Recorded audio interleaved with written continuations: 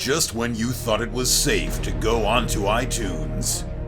This is Next Level Guy, the only website that makes self-development as fun as going to the movies. It's time to take the red pill and escape the Matrix.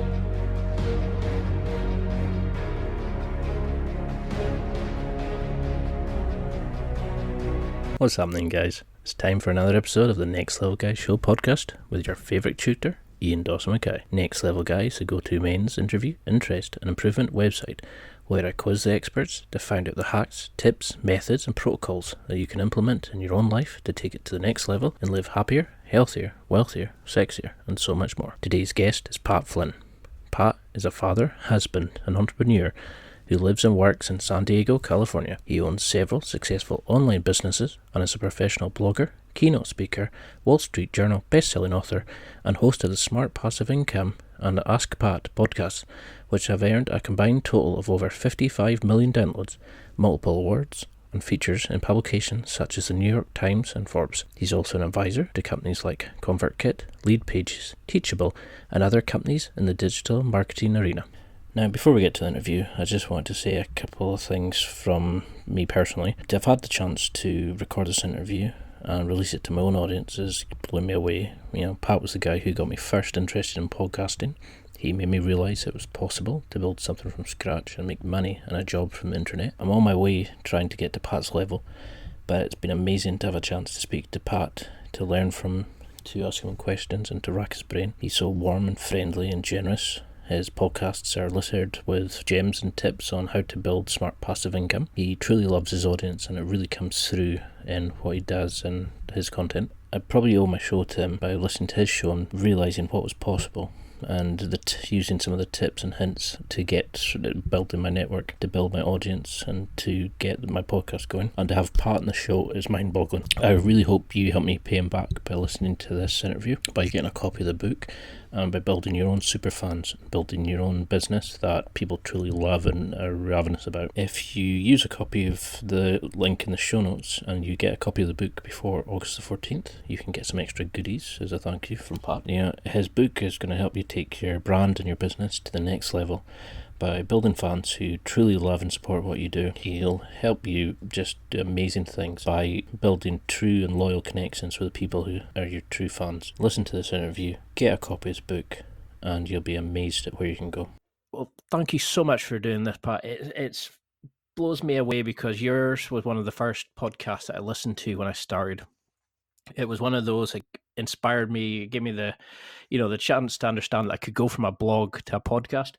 And there was a chance to actually do this for a living, something I thoroughly enjoyed. But, you know, for those who are maybe not aware of you, can you just give a quick background about, you know, what the book's about? You know, what's your credentials in that area?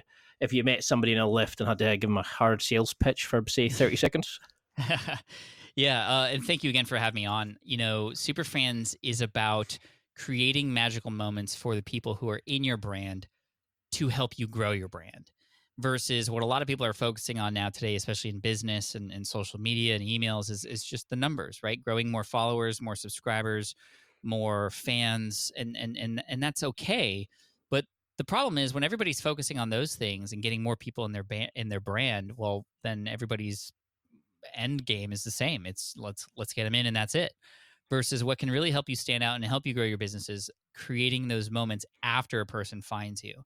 How are you going to get them to understand that you're their go-to person or can become their favorite? How can you make them feel like they're a part of the community so that they'll continue to come back? And how can you get them to love the brand so much that they're going to spread that message for you without you even having to ask? How can you get them to a point where if there were trolls or haters out there, how are you going to get them to step up and defend you even before you know those trolls exist? This is future-proofing your business, which is so important today, especially because of the ever-changing environment that we are doing business in right now. And we're already starting to see a lot of the repercussions of where we've built our businesses on other people's land. Facebook, Instagram, emails. It's getting harder and harder to reach people, even though they have, subscribed to us or have become a follower. They're still not seeing everything, even on YouTube as well. The algorithms are just getting in the way. However, you can build for those super fans. Those are going to be the people who will make sure to always be there for you. And these are the repeat customers. These are the people who are gonna, if you're a musician, they would drive 8 hours to see you. This is what Kevin Kelly says, who really inspired this book. Kevin Kelly wrote an article called "1,000 True Fans" back in 2007, which really inspired me to run my business the way that I had. And he basically says that you don't need a blockbuster hit to create something really amazing and successful. You just need, if you had to put a number to it, 1,000 true fans. Because if you had those fans who were in love with what you did in your craft, your art, your creative, whatever it is, if they were to pay you $100 a year, which is on a very low end, that's less than $10 a month for your creative, for your art, your coaching, your service, whatever, 100 times 1,000 is your $100,000 business. It's six figures right there. And if you want to put this into even more perspective, that's that's a fan a day for less than 3 years. So to me, when I first started out, I was like, wow, I don't have to create the next Excel. I don't have to create the next eBay or the next PayPal or some giant business. I can actually just find a small group of people and serve them in the best way that I can. And what I did back in 2008, after getting laid off from the architecture space, was I helped people pass a particular exam called the LEAD exam. And that exam was a big pain point for those people. However, most people have never even heard about this exam. And I remember after starting that business and doing very well with it, I remember getting an email from a woman named Jackie. And Jackie sent me this email saying that she had purchased my study guide. And within a few weeks, she passed the exam. She had been studying for over a year and found my stuff and then passed. She was so ecstatic that she was like, I got a raise, I got a promotion. I want to invite you and your family to dinner. Like, can we just, whatever I can do to help you, please. And I was like, wow, this is really cool. But the most interesting thing to me was the last part of her email that said, I'm a big fan, Jackie. And I was like, trying to figure out, I couldn't understand what that meant at the time because you're usually a fan of things like musicians or artists or athletes, but not people who help you pass an exam. But the true power behind this was when I realized that within a couple months, about 30 different people from the same firm that she was at also became customers. And I found out through an email conversation with her that she had gone and convinced every single person in her office to also buy my guide. And she could have just easily shared the guide that she had with them. But no, she went above and beyond to make sure that I got new customers because I was able to help her out. And so in my business, whenever I teach people business, whenever I run my business, it's about creating those moments where you're serving people so much that they're going to want to repay you back and help spread the message for you. And that's how you can grow your business. That's how you can future-proof your brand. And regardless of technology, regardless of the systems that are out there, your super fans will always be there for you. It's like an insurance policy for your business and how I feel business should be run today. I mean, I love that because that's what's been puzzling me is this book has come at like the ideal time for me. Because I'm up to about 60 episodes of my podcast and I've interviewed some amazing people and hopefully given some great advice, from them and sort of mind the, hacks and things that can make life successful for people. And then I thought, oh, wait, there's plenty of transferable things from your book that anybody in any industry can use. And I was like, oh, brilliant, we can come. But why do you think some businesses are not doing this? You've mentioned some amazing examples in the book and some stories like, about Lego and things like that. Mm-hmm. Why are businesses kind of sticking to the old way of doing things? Why are they not kind of evolving and falling into this sort of super fans, giving back, building connections? Is it just they're not understanding the way the changing dynamics of that kind of environment? I mean, that could be it. The truth is, I think it's because it's hard to measure, right? And we love numbers, we love analytics and data is important, but I think we get so just kind of persuaded by those numbers where we want more followers, we want more fans, we want more subscribers, but like all that's for nothing if you're not building a relationship with those followers and fans and subscribers. And it's hard to measure. Like how do you measure whether or not a person is a fan of yours? Well, is it a certain dollar amount that they're spending? No, not necessarily, because a super fan might be one of the, somebody who isn't able to spend money with you, but there's somebody who has a loud voice who can spread your message for you and without you even knowing, invite 10 new people into the business who will become repeat customers, in which case that person then becomes somebody who's worth so much to you without you even knowing it. It's these byproducts that happen when you have super fans that become really amazing. And some of these things are unknown opportunities. Like I've had opportunities to get involved in Hollywood as a result of fans who have been a fan of my work, which is just kind of ridiculous. But those aren't things you can Mhm. measure. But those things happen when you focus on those magical moments. And this is why people are a fan of you. You mentioned Lego. They really treat their fans like they actually care, because they do. You often hear Disney used in these examples of creating magical moments too, with their customer service and the way they go above and beyond to make sure everybody's treated in a very special way, and creating these little surprises here and there. And it resonates when you're at a Disney park, when you're on a Disney cruise, when you receive Disney mail, when you receive a Disney email. It's all in there and you could see it. But it's because they know that it works. But I think smaller businesses, especially when you're so focused on ROI, it's hard to determine the ROI. But I think I think we all know it's there, but it's not it's not numbers, so it's not measurable. Therefore, it's maybe not important, even though it, to me, is the most important thing. Yeah, 'cause I couldn't understand it. I mean, I was reading some amazing examples, and the way you wrote the book, it kind of knits it all together, and it explains it in great detail. And it kind of shows the flow and like what a like the evolution of a business and how it can take you into uncharted territory and that.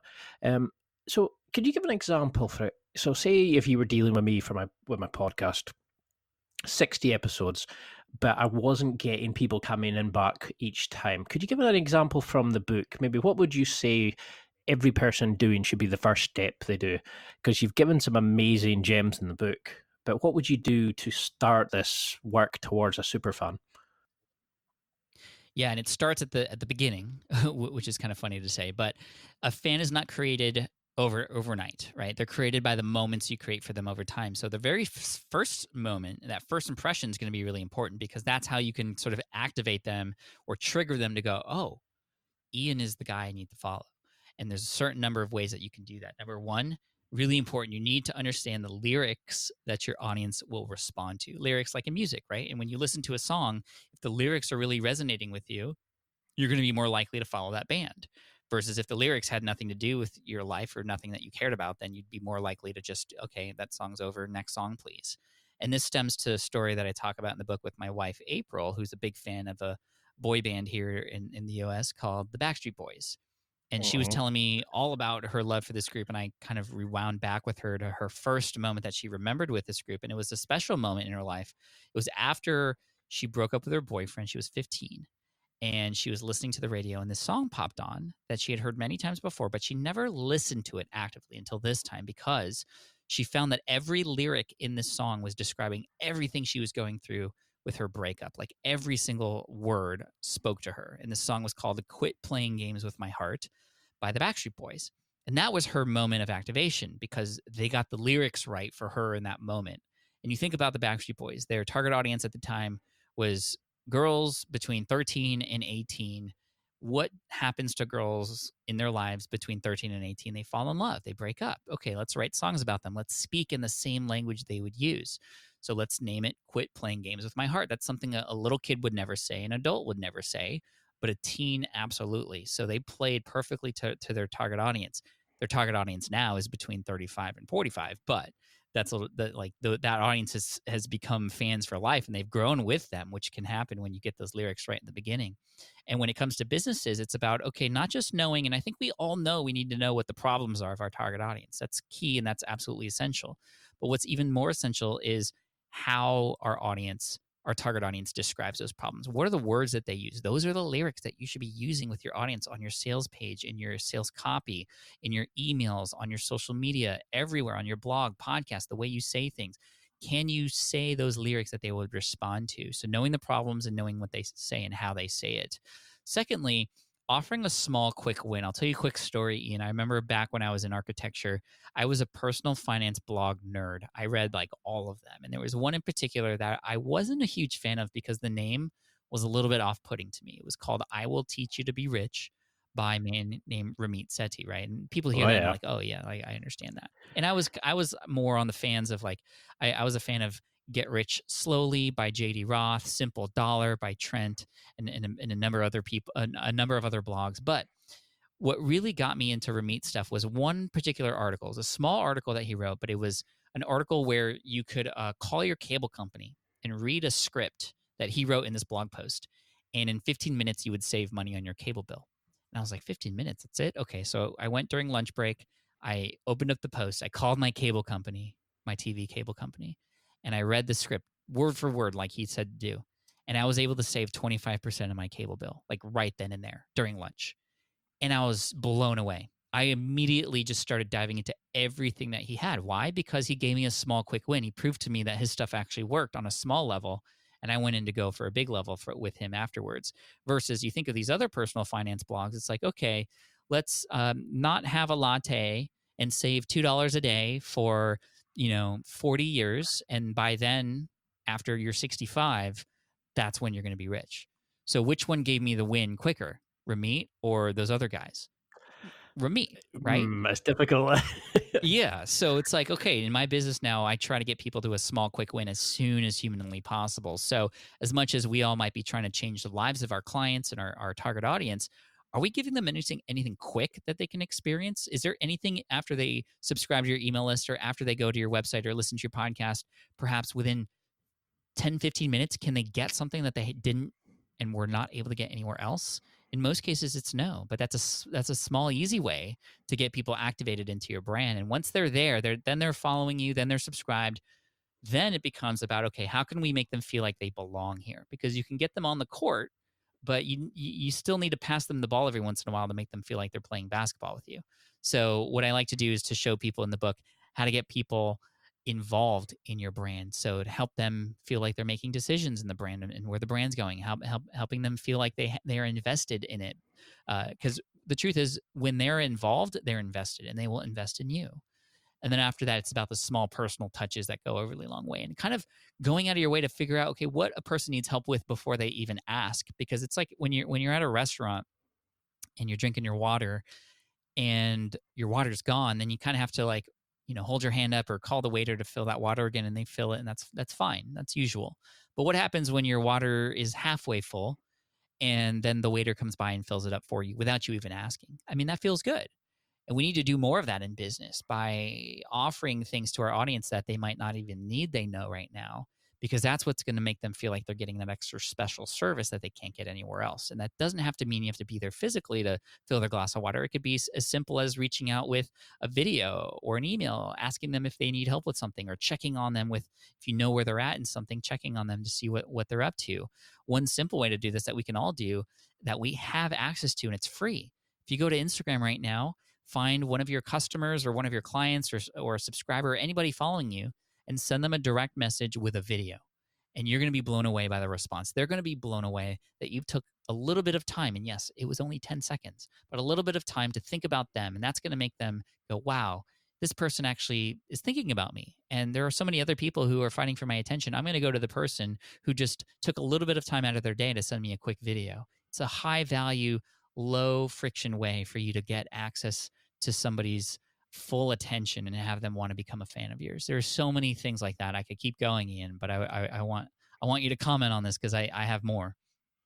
No, it blew me away because as I was reading the book, I thought this was just going to be a kind of, you get some of these business books that kind of pay almost lip service, that kind of just go round it, but you went into great detail, and you've got so many great episodes about like finding your podcasting voice and building your brand and how to interview people, and like showcasing like customers and helping them through like client calls and things like that. Mm-hmm. How do we know where to start? Because I think that's a scary thing for a lot of people who are reading, listening about this and thinking, this sounds phenomenal, but I've got so much on already. Should I be focusing on finding my voice? Should I be working to get my cover art the best it can be? How do we know? Like, how would you juggle a day to work towards Superfans, keeping things going, editing, doing all the other stuff?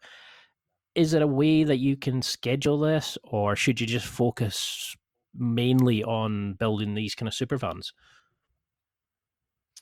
Yeah, I mean, that's a great question. I think that you can schedule this. And like with these little videos, one thing I do is I schedule 15 minutes a week on Fridays, just one by one, whoever is in my Instagram, I'll just send them a quick message and send them a video. And it might be 20, 30 videos within that 15 minutes.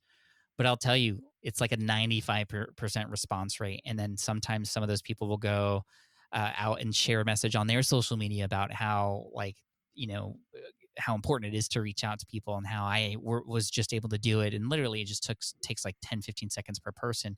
But scheduling that in is important, and it's so easy to lose that, because I think what really is at stake here is the relationships that we have with our audience. And if we focus on, yes, some of these things that are important, your cover art of your show, and your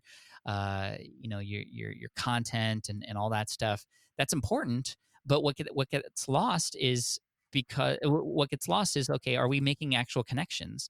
And I think that's, seeding that in there every single week to do it on a purposeful level is going to be really important, because it's really easy to schedule and make excuses that, okay, I have to get this done, and I have to get that done. And it's because we know how to get those things done. We know that there's an endpoint to them. The truth is, there's no endpoint to relationship building, which is why I think we're all afraid of it, because it feels like we're never going to stop. But the truth is, you shouldn't ever stop. You should always do it on a more ongoing basis. And then, of course, within your content, within what it is that you're creating, you can have moments of building relationships in there too on a scalable level. One thing I love to do and encourage people to do is put some of their own personality, their own likes into their own podcast, into their own blog, because those little things that are seemingly random little facts about you are things that make you become more human. A lot of people know me, for example, as somebody who grew up doing music and marching band. And so anybody who has any ties to anybody in marching band immediately goes, "Oh, Pat Flynn, yeah, he was in marching band." And every time I see somebody at a conference who is also in marching band, guess what? We already have like years of experience that we could share together and talk as if we've been friends for years. Same thing if anybody is a fan of Back to the Future and they know me and my brand, they know I talk about Back to the Future all the time. So it's really interesting, because we already have stuff that we can connect with. And a lot of people come to me, and the first thing they say is, "Hey, Pat, did you know that, they're doing a orchestral rendition of all the music from Back to the Future in San Diego?" Like, I got like 12 emails last week from people saying, "Hey, Pat, like, they're doing the orchestra's playing the music from Back to the Future in your hometown. Are you going to go?" And I was like, "Yeah, I am going to go, but I already knew about this, but thanks for sending it over." And it's pretty cool, because people know me for that. And now it like triggers those little instances when they see Back to the Future or they see a DeLorean on the street. They're like, "Oh, that reminds me of Pat." And I'll just get random messages about that. So these little tidbits about yourself, the personality that shows up. And I'm not saying you have to like share your breakfast every day with everybody, but just whatever makes you you, your audience needs to know that about you. And that's what's going to help you stand out. That's going to give you the advantage. So where do you start? I would start with your audience and have you fully understood what it is that they need help with. Have you had a conversation with them? Start there. Even if it's one person on your email list, reach out to them, get on a Skype call with them, email with them, get on a direct message with them, whoever, and whenever you can, and just start asking them questions like, "Well, what are you struggling with right now? What can I help you with? What if you had a magic wand would be different right now for you?" And that way you can really not just understand what these problems are, and not just understand what they're saying about these problems, the language and the lyrics like I was talking about, but you get to empathize with them. And I think this is again goes back to relationships and connection. When you hear these stories and you hear about your target audience and the struggles that they're having, you're going to have a better understanding of who it is that you're creating for. And everything that you create will be that much more stronger, because there's a realness behind it. You're not just creating for like a made up avatar anymore. You are actually creating for a real person whose story you heard, who you can reference by name, who becomes a part of your audience Rolodex, who you can then reach back out to later after you create something for them. And that's how you can build these fans. Remember, like I said, 1,000 true fans, that's a fan a day for less than 3 years. And if you could just focus on one person a day, I mean, it's going to grow and scale and pick up steam. Because it's really hard not to ask a specific question about the book, because there's so many gems in there. But I mean, I feel would free.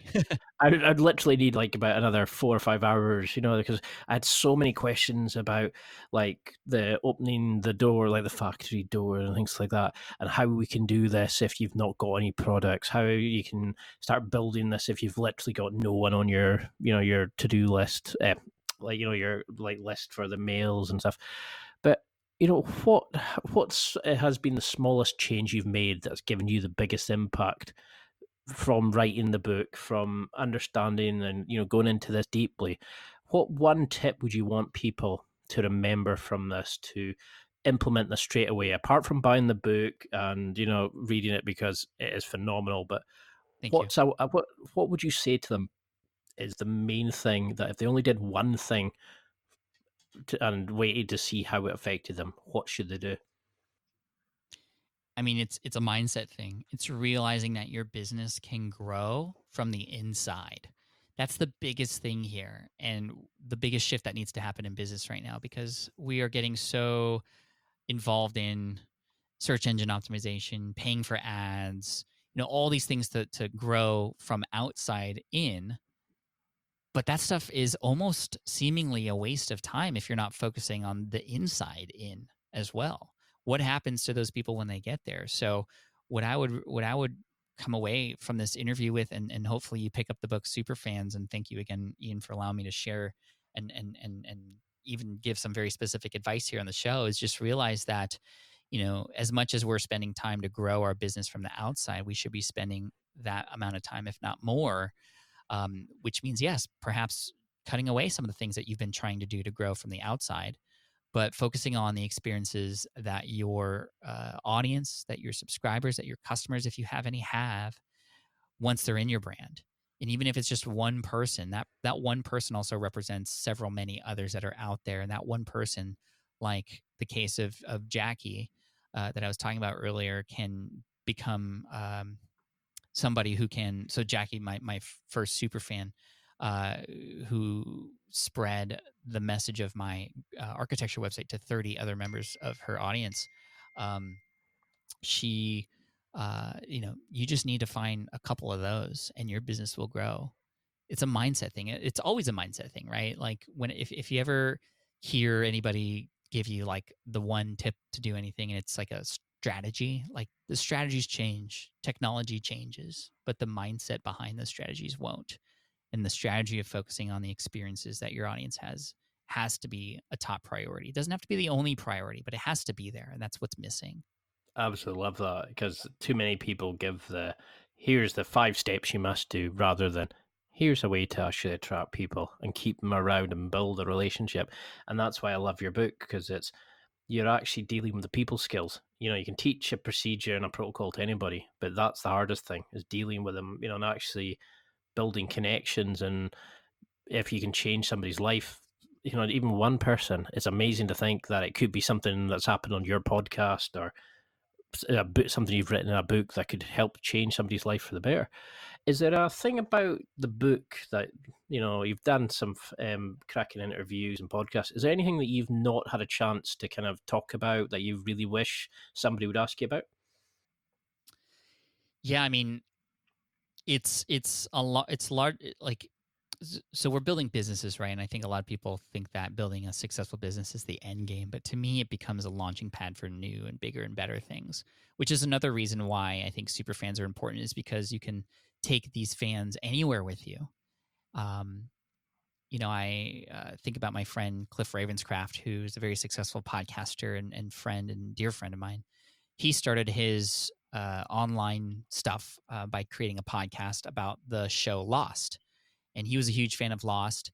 And he, by putting content out there and creating a podcast, was able to get a number of fans who were a fan of him and his wife and their theories about the show and all that stuff. And then, of course, the show ended.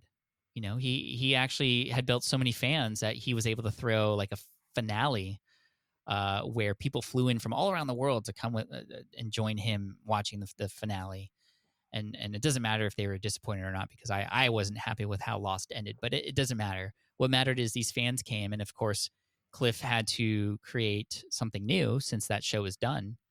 And he created a number of other shows, and guess what? Those same people who followed him from the Lost show followed him in every other show that he's done and have continued to follow him. And the same thing happens with me with a lot of the other projects that I have. I'm getting very focused now on education here in the US. And I have a lot of people who are fans of mine who are rallying with me behind my newfound passion for helping change education here in the US.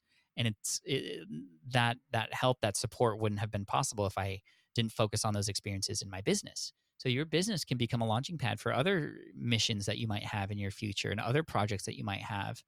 And you never know the ramifications and the potential positive consequences from that.